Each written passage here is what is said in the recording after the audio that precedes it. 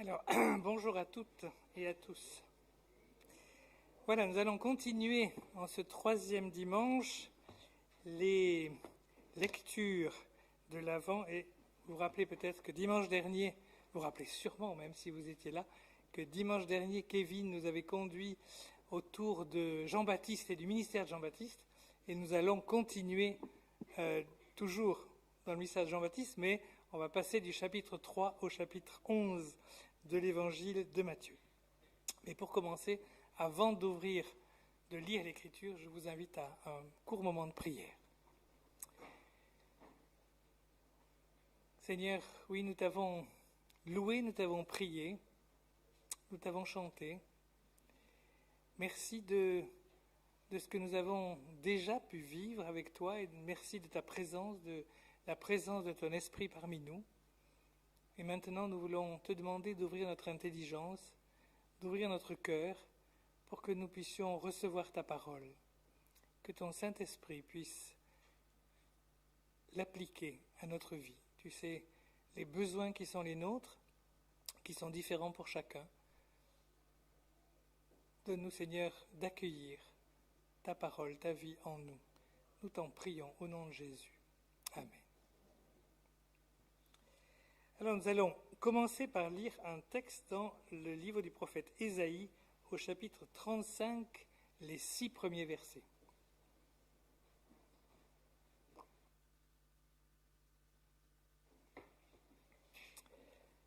Le désert et le terrain sec se réjouiront. La plaine aride exprimera sa joie et fleurira comme un narcisse. Elle se couvrira de fleurs et exprimera sa joie par des chants d'allégresse et des cris de triomphe. La gloire du Liban lui sera donnée, de même que la splendeur du Carmel et du Saron.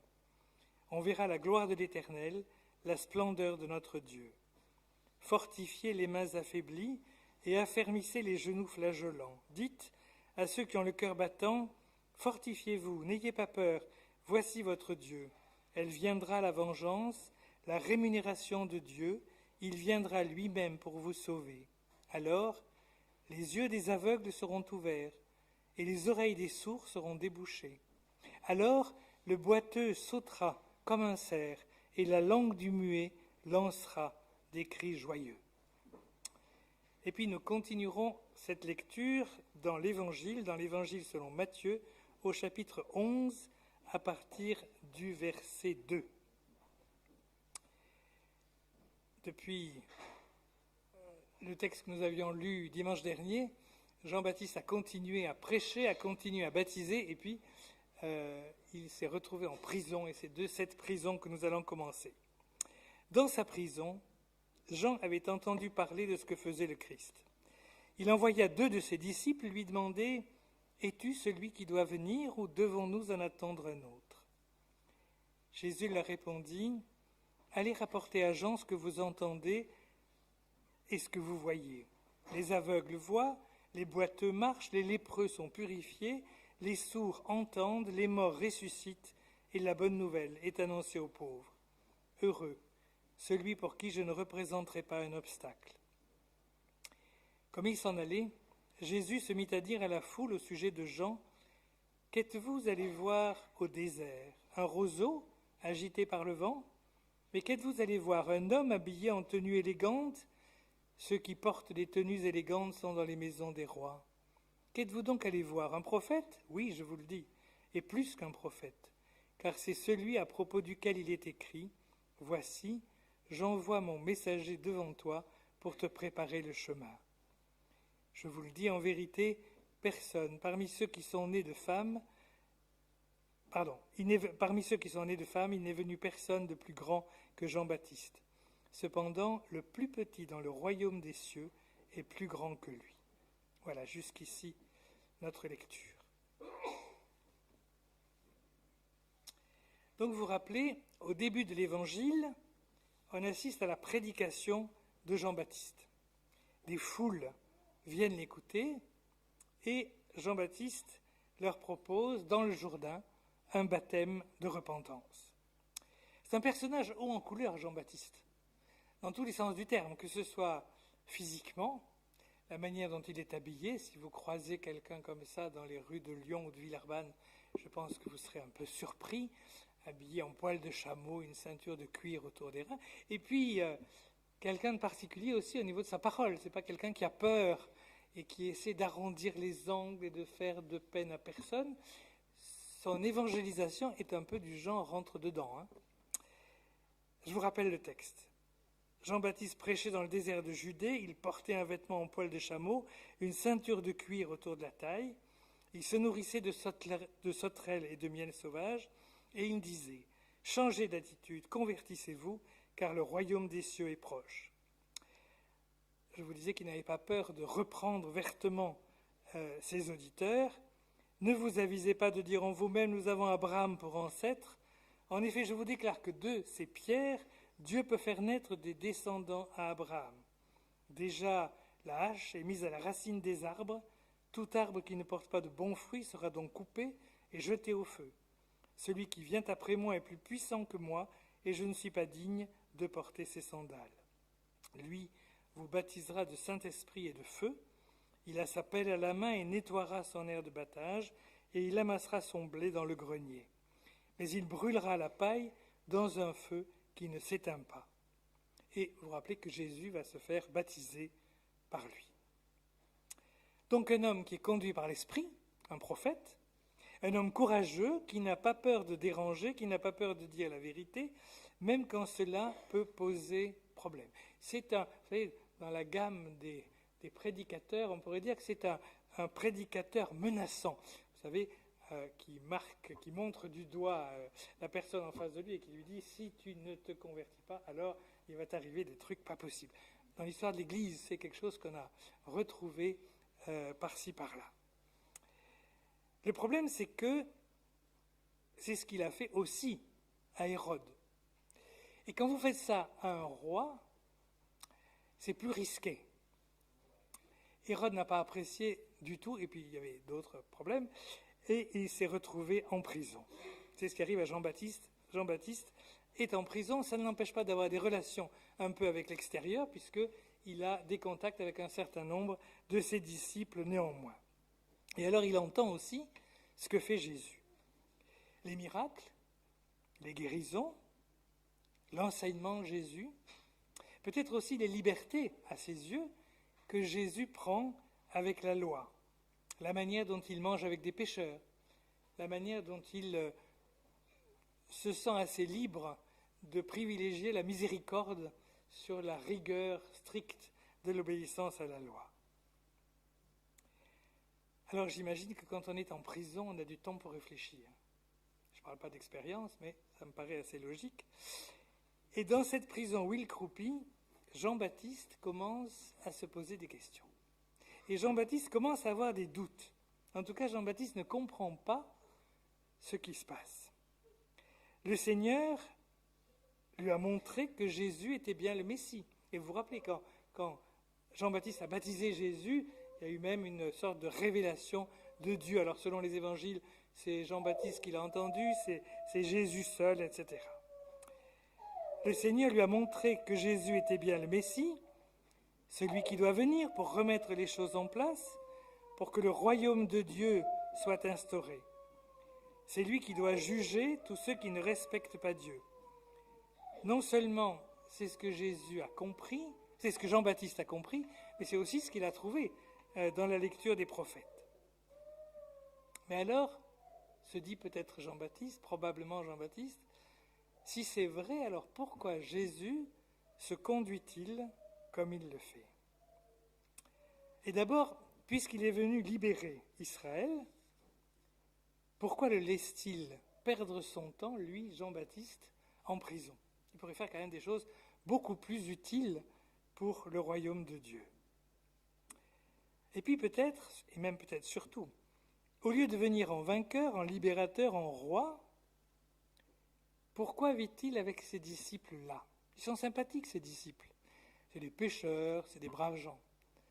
Enfin, ce n'est pas des guerriers. Et si vous voulez libérer votre pays de l'emprise des Romains, les pécheurs, ce n'est pas exactement l'idéal. C'est vrai qu'il s'occupe des petits, Jésus, des malades. des aveugles. Il les guérit. C'est bien, hein? Mais est-ce ainsi qu'on libère un pays de ses oppresseurs? Ou alors, se dit-il, est-ce que je me serais trompé? Et si Jésus n'était pas le Messie? Et s'il fallait attendre quelqu'un d'autre? Jean-Baptiste est ébranlé. Et ce qui est concerné par cette question, c'est son être tout entier, c'est son ministère, c'est ce qu'il a annoncé, c'est son statut même de prophète. Est-ce que tout ça, c'était une illusion? Alors il s'adresse à ses disciples et il leur demande d'aller trouver Jésus et de lui poser la question. Il a besoin de savoir. Il a besoin d'en avoir le cœur net. Et les envoyés de Jean-Baptiste viennent trouver Jésus et lui posent carrément la question: es-tu celui qui doit venir, ou bien est-ce que nous devons en attendre un autre? J'ai l'impression que c'est la première fois qu'on posait une question semblable à Jésus. Parce que j'ai l'impression que Jésus était soit habitué à ce que les gens soient à l'écoute de sa parole, soit en admiration devant ses miracles, se convertissent et le suivent.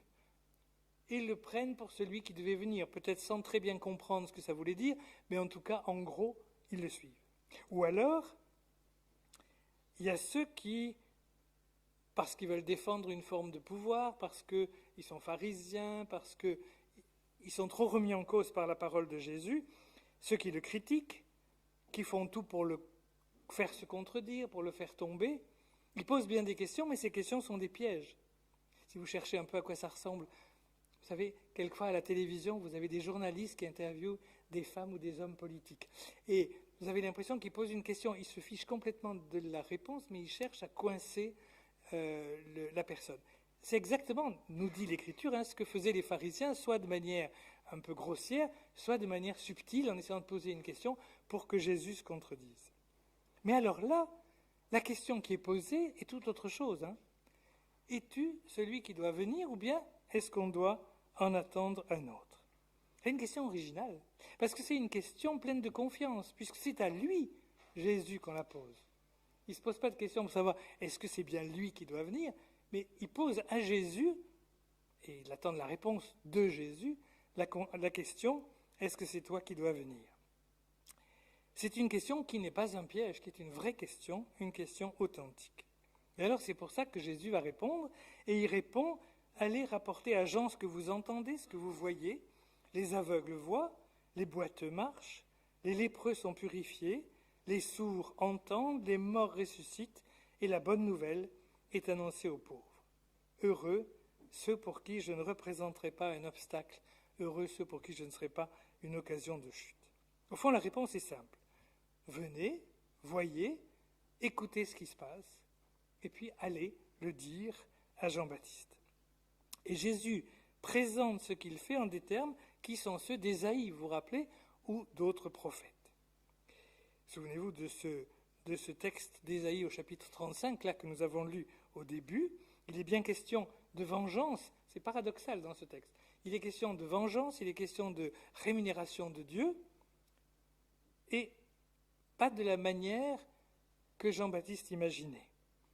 Jésus continue, Ésaïe, que Jésus reprendra, mais Ésaïe continue, n'ayez pas peur, voici votre Dieu, elle viendra, la vengeance, la rémunération de Dieu, il viendra lui-même pour vous sauver, alors les yeux des aveugles seront ouverts, les oreilles des sourds seront débouchées, alors le boiteux sautera comme un cerf, et la langue du muet lancera des cris joyeux. Donc Jésus ne fait aucun reproche à Jean-Baptiste. Sa réponse lui fait simplement peut-être comprendre deux choses. Non, il ne se trompe pas. Jésus est bien celui qui doit venir. Inutile d'en attendre un autre. Et en même temps, oui, peut-être s'est-il un peu trompé sur la manière dont il a imaginé que tout cela devait se passer. Jésus ne vient pas pour juger le monde, mais pour le sauver. Ça, c'est pas moi qui le dis, c'est Jésus dans l'évangile de Jean au chapitre 12. Le jugement viendra en son temps, mais ce dont il s'agit pour le moment n'est que, de la part de Jésus, bonne nouvelle, guérison, libération, miséricorde. Alors c'est vrai que certains, comme Jean-Baptiste, peuvent être un peu perdus en constatant que les événements qui se produisent ne sont pas ceux qu'il attendait, ne sont pas ceux dont il avait l'impression que les prophètes avaient annoncé. Et c'est pourquoi Jésus ajoute « Heureux ceux pour qui ce ne serait pas une occasion de chute, heureux ceux qui se réjouiront de la venue du Messie tel qu'il est, et telle qu'elle est la venue, et non pas heureux ceux qui seront malheureux parce que ça ne se passe pas comme ils l'attendent. » Alors qu'est-ce que ça peut nous dire, nous apprendre à nous en ce temps de l'Avent? Premièrement, et je pense que ça peut être important, c'est qu'il n'est pas mal de se poser des questions. Ne pas comprendre est naturel. Avoir des doutes n'a rien de bizarre. Ça veut souvent dire qu'on réfléchit. Et le contraire, ne pas se poser de questions, ne jamais avoir le moindre doute, peut vouloir dire aussi quelquefois qu'on ne réfléchit pas trop. Mais si on a des questions, alors il est nécessaire de les poser. Refouler les questions qu'on peut avoir n'est jamais une preuve de foi. C'est plutôt une preuve de timidité. Ça peut être aussi une preuve de peur. Ne pas oser se poser la question est un mauvais signe, ou des questions est un mauvais signe. C'est doublement un mauvais signe. Pour la personne, pour vous, si vous n'osez pas poser des questions et vous posez des questions parce que vous pensez que se poser des questions est interdit, dans ce cas-là, vous avez une étrange conception de la foi. Et encore plus pour l'Église, si poser des questions est effectivement mal reçu. Je crois que l'Église est un lieu de questions et de réponses. Et parfois la réponse à la question, c'est qu'on n'a pas vraiment de solution ou qu'on n'a pas vraiment de réponse. Je crois que bien des chrétiens n'osent pas poser des questions. Pire que ça, quelquefois n'osent pas se poser des questions, de peur de remettre en cause des choses dramatiquement. Jean-Baptiste a osé et il a eu la réponse. Il n'est jamais interdit de réfléchir et de le faire en posant des questions. Alors c'est vrai que cette réponse qu'il a reçue, elle a sans doute été dure à avaler pour Jean-Baptiste. C'est un peu comme si Jésus lui disait « C'est vrai, tu es en prison et je ne te fais pas libérer. Mais regarde ce que je fais à tant d'autres et reconnais que c'est bien le signe que je suis celui que tu attendais. » Je pense que quelquefois nous avons un peu de mal à considérer comme ayant un certain poids les réponses que Dieu fait aux besoins des autres. Combien de fois avez-vous prié, j'imagine, sans avoir reçu de réponse, ou en tout cas sans avoir reçu la réponse que vous attendiez. Et puis à côté de vous, pas loin en tout cas, peut-être dans la même église, vous avez quelqu'un qui dit « Merci Seigneur parce que tu m'as répondu, c'était formidable. » On dit « Alléluia » aussi, on est bien forcé. Mais tout au fond, on se dit « Ouais, mais quand même, moi ça n'a pas marché. » Vous vous rappelez un exemple, il y en a plusieurs, mais un exemple dans l'Évangile. Dans l'Évangile de Jean, Jésus ressuscite, et la première fois que Jésus apparaît à ses disciples, vous savez, il rentre, les portes sont fermées, les disciples sont rassemblés, et là Jésus arrive et il dit « La paix soit avec vous ». Et les disciples sont estomaqués, éblouis, etc.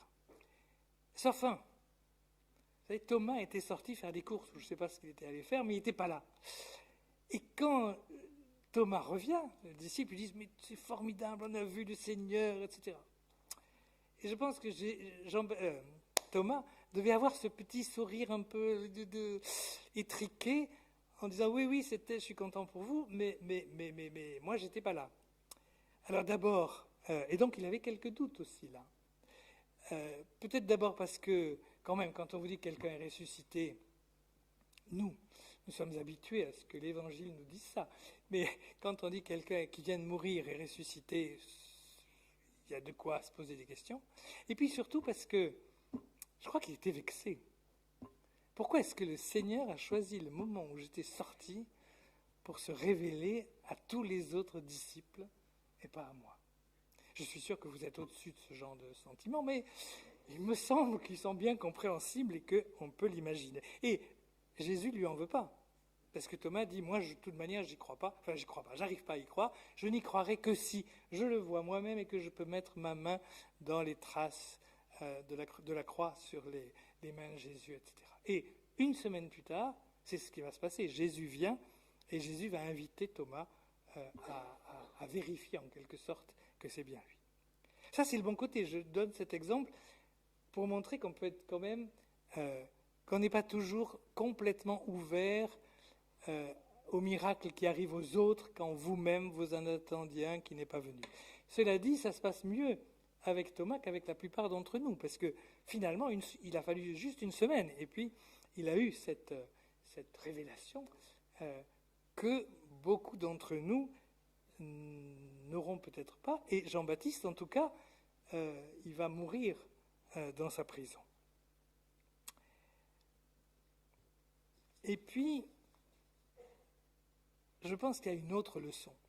Donc, première leçon, n'hésitez pas à vous poser des questions, acceptez de poser les questions et posez-les aux autres. Et une autre leçon, je pense que nous pouvons tirer de ce texte et qui peut avoir une certaine actualité.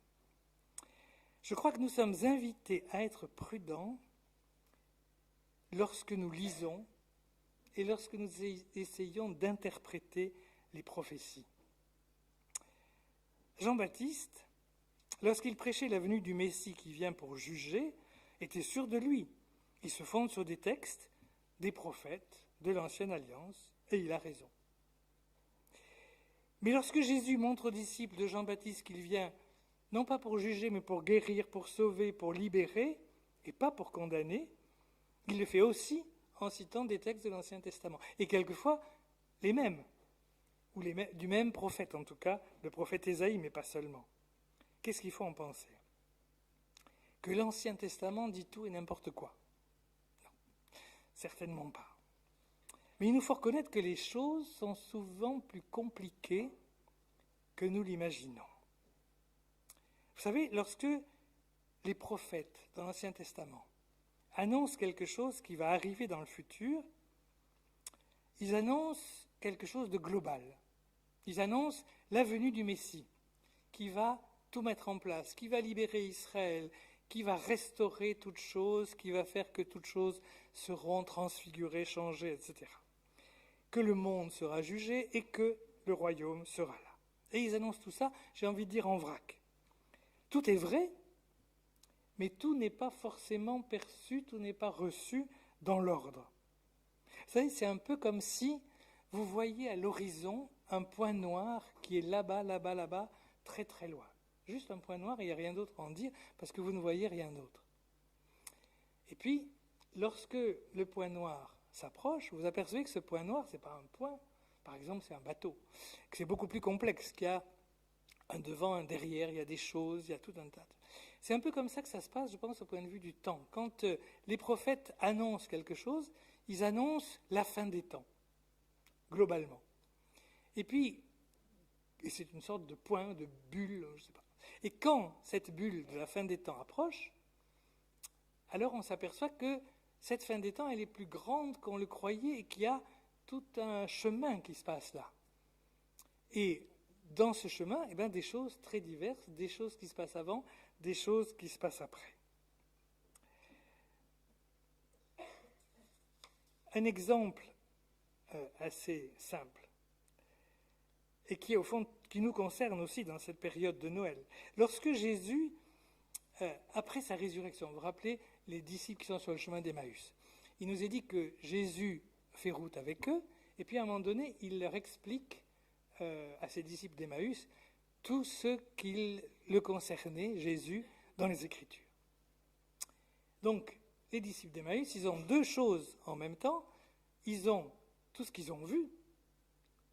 Ils ont suivi Jésus, ils ont écouté Jésus, ils ont vu la crucifixion, ils ont même entendu parler, même si c'était des femmes qui racontaient ça et qui n'y croyaient pas encore trop, mais ils ont même entendu parler de la résurrection. Et puis, Jésus leur raconte dans l'Écriture tout ce qui le concernait. Et là, ils ont envie de dire, bon sang, mais c'est bien sûr, parce qu'ils ont tout ça en main. Mais honnêtement, Ça n'a rien d'évident.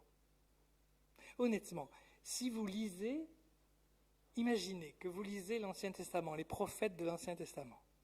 Vous ne savez rien du Nouveau Testament. Vous n'avez pas lu encore. Vous ne savez rien de Jésus, vous ne savez rien de la croix, rien de la résurrection, rien de tout ça. Juste les prophètes de l'Ancien Testament. Est-ce que vous croyez que vous pourriez facilement imaginer ce que le Nouveau Testament raconte? Eh bien, je ne crois pas. C'est pas si bizarre que ça que les Juifs, en bloc, attendaient tout autre chose, finalement. Ils attendaient la venue du Messie qui allait tout libérer, qui allait tout arranger, qui allait politiquement être le roi, etc., etc. Parce que tout ça, ça y est dans l'Ancien Testament. Mais ils avaient des excuses, que les pharisiens n'aient pas compris, que les grands prêtres n'aient pas compris, que Jean-Baptiste n'ait pas compris. Je trouve que ça n'a rien de bizarre. Et les disciples, je ne sais pas si vous avez remarqué, mais dans certains évangiles, surtout dans Marc, ils n'arrêtent pas de ne pas comprendre. Ils sont tout le temps à côté de la plaque, alors qu'ils sont pourtant aux premières loges, on pourrait dire, pour comprendre ce que dit Jésus. Oui, tout y était, mais on peut douter. Et surtout, on peut ne pas comprendre et pas mettre les choses en place. Et pour les prophéties, il n'y a pas que les personnages de la Bible. Imaginez, les premiers chrétiens. Les premiers chrétiens, ils attendent le retour de Jésus immédiat. Pendant une bonne période, ça leur paraît évident. Ils ont vu Jésus ressusciter, il est monté au ciel, on leur dit qu'il va revenir. Ils n'attendent pas 2000 ans, 3000 ans, etc. Ils attendent peut-être quelques années. Et dans l'histoire de l'Église, c'est un peu tout le temps.